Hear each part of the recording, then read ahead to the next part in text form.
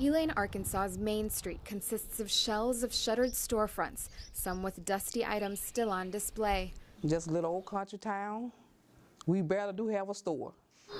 The town's history gives this vacant scenery some haunting context. 100 years ago in Elaine, white mobs massacred hundreds of black men, women, and children in one of the bloodiest racial confrontations in America's history. People still don't talk about it. A lot of people got killed and really wasn't nobody brought to justice. You know, they owned land, they had to run off and leave it, you know, because they were scared. It began on a late September evening in 1919.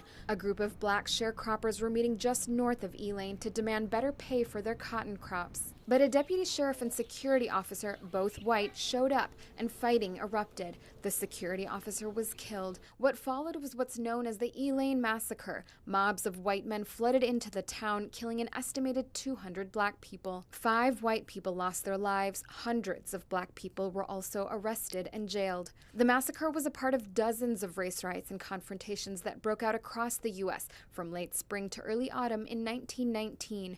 It was known as Red Summer because of the severe racial bloodshed. It used to be a couple of James White was born in Elaine. His grandmother told him stories of how black residents hid in swamps to escape the violence. Now he is the director of the Elaine Legacy Center, an organization that's focused on preserving the town's civil rights history. Narratives about the violence in Elaine differ. Researcher Brian Mitchell has been trying to sort through them. Everybody that had some degree of power in the state or in this county was a part of the process of the massacre. So the people who would control all the records are actively suppressing the records. But some are trying to change that as the 100th anniversary approaches in September. For so long, the Elaine Massacre was not really acknowledged, or it was something that was talked about behind closed doors. Kyle Miller and others, including some white descendants of those who participated in the violence, want recognition of the massacre in a region where there are still many who doubt the severity of the bloodshed.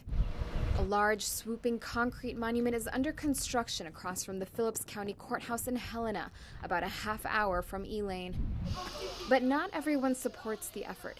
Some residents in Elaine are angry the memorial is being built outside their town. If you said 1919, what do you think of?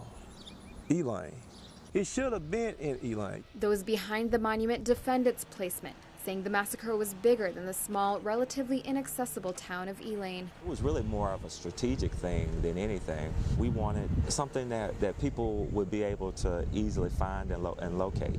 But members of the Elaine Legacy Center say building a monument misses the mark and that any commemoration must focus on the land taken from black people. They are demanding repayment and reparations for what was lost during the massacre. For White, the tension is a modern-day version of the power struggles that were at play in 1919 between wealthy landowners and the poor black residents of Elaine. 100 years later, it's the same old stuff, just a different day.